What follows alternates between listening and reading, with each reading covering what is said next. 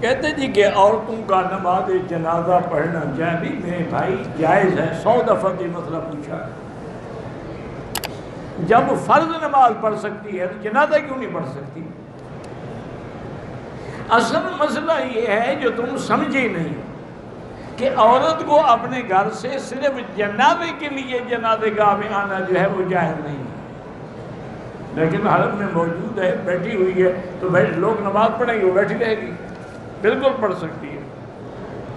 کہتے ہیں جی کہ ایک خاتون ہے جن پر جادو یا آسیب یا جنات کا سایہ ہے۔ پہلے تو مجھے یہ نہیں پتہ لگتا کہ آپ کو کیسے پتہ ہے کہ اس پہ سایہ ہے؟ آپ کی اس سے بنتی نہیں ہوگی نا، تو آپ سے جان چھڑانے کے لیے وہ کہتی ہے میرے پاس نہ آیا کرو، جن آ کے میری گردن توڑ ڈالے گا۔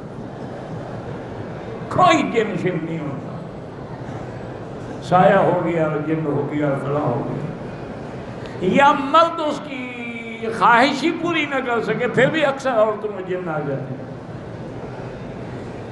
اس لیے چکروں میں نہ پڑو، سورۃ البقرہ پڑھ کے اگر ہے تو نکل جائے۔ اکثر جھوٹ ہوتا ہے، 90% جھوٹ۔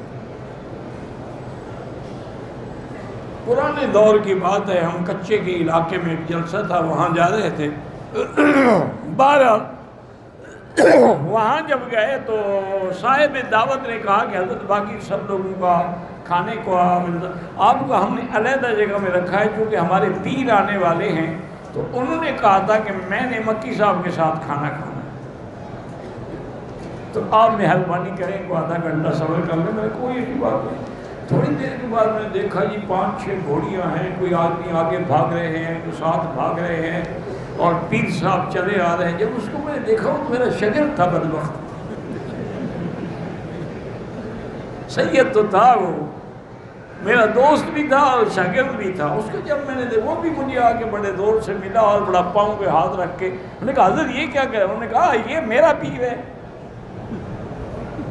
تم مجھے پاؤں پہ ہاتھ رکھتے ہو تو میں بھی تو اپنے پیر کے مرشد کے پاؤں پہ ہاتھ رکھ رہا ہوں، تم کون اعتراض کرنے والے؟ خیر بیٹھ گئے۔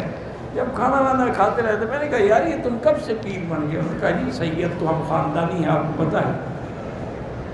اب پڑھائی کے بعد میں اس قابل تو تھا نہیں کہ کسی مدرسے میں جا کے پڑھاؤں۔ میں نے کہا آسان حل یہی ہے کہ پیر بن گیا۔ میں نے کہا پھر کیا؟ انہوں نے کہا جناب میری پیری کا ڈنکا بج رہا ہے، جس عورت پہ جن ہو، سایہ ہو، بھوت ہو، میں 1 گھنٹے میں نکال دیتا ہوں۔ انہوں نے کہا یار یہ بات کیا ہے؟ سچی بات؟ انہوں نے کہا مکی صاحب پہلے 100% جھوٹ ہوتا ہے، عورت پہ کوئی جن نہیں ہوتا، کوئی سایہ نہیں ہوتا، اس کو عشق کی ماری ہوئی ہوتی ہے۔ تو اس لیے ہم کہتے ہیں میں نے جو وظیفہ پڑھنا ہے نا وہ آہستہ الگ پڑھوں گا، دروازہ بند ہوگا، اور دوسرا اگر کوئی رونے پیٹنے کی آواز آئے تو ڈرنا نہیں، میں اس جن کو مار رہا ہوں گا۔ پھر میں اس عورت سے کہہ دوں دیکھو بادشاہ میری پیری رکھو، تم اپنا کام بھی کرواؤ۔ ہم اس کا وعدہ پورا کروا دیتے ہیں، ہماری پیری پوری کرا دیتے ہیں، کوئی جن شن نہیں۔ میری بیوی کو یرکان ہے، ہائپرٹائٹس کی بیماری ہے، اب اس کا علاج ہے دنیا میں، اللہ کے بندے کیوں پریشان ہوتے ہو؟ کسی بڑی اچھی اسپتال میں جائیں، 12 انجیکشن لگیں گے، ہمیشہ کے لیے یرکان ختم ہو جائے گا۔ میلاد منانا جو ہے یہ حضور پاک کے زمانے سے 600 سال بعد شروع ہوا ہے۔ مظفر نامی ایک بادشاہ تھا مصر میں، اس نے یہ بدعت ایجاد کی ہے۔ مال میں برکت کے لیے استغفار پڑھا کرو۔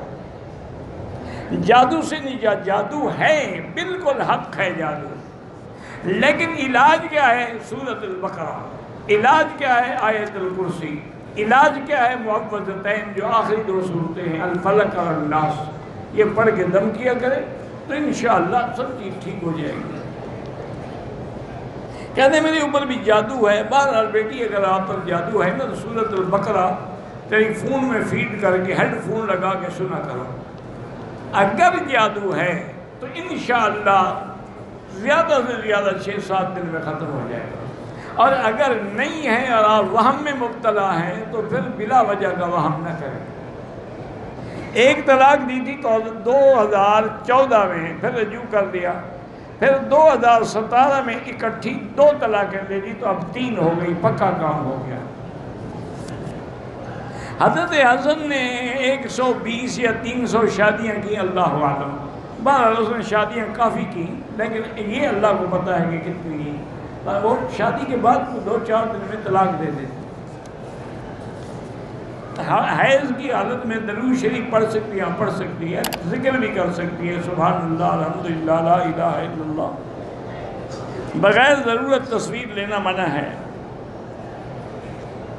ہم لوگ عمرے کے لیے ایئرپورٹ آئے تو عصر کی اذان ہو گئی، نماز پڑھی، احرام باندھا، عصر کے بعد مغرب سے پہلے 2 نفل ادا کر لی، حالانکہ نہیں پڑھنے چاہیے تھے، پڑھ لی، اللہ معاف کرے۔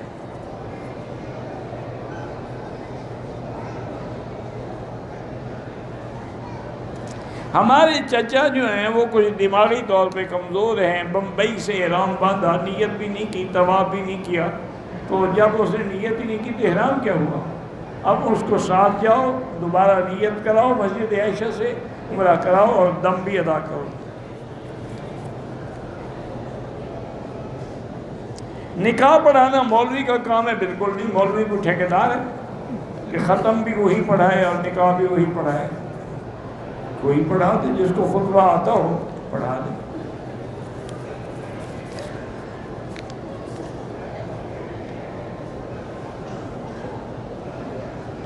ہماری ایک رشتہ دار ایکسیڈنٹ ہوا تھا، اس کے دماغ پہ چوٹ لگی، اللہ پاک شفا عطا فرمائے۔ ہماری ایک رشتہ دار ہے، اس کی طبیعت ٹھیک نہیں ہوتی، وہ سوئی ہوئی ڈر جاتی، وہ بھی سورۃ البقرہ پڑھیں۔ ہمارا ایک رشتہ دار جیل میں ہے، اللہ ہر بے گناہ کو رہائی عطا فرمائے۔ مسجد عائشہ سے بالکل عمرہ ہوتا ہے۔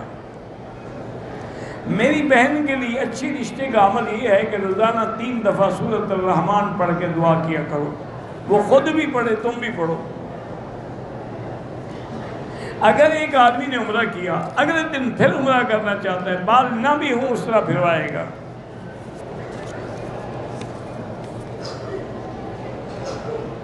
اگر 1 یا 2 چکر طواف کے کوئی ثواب نہیں ہوگا، 7 چکروں کے بغیر طواف ہوتا ہی نہیں۔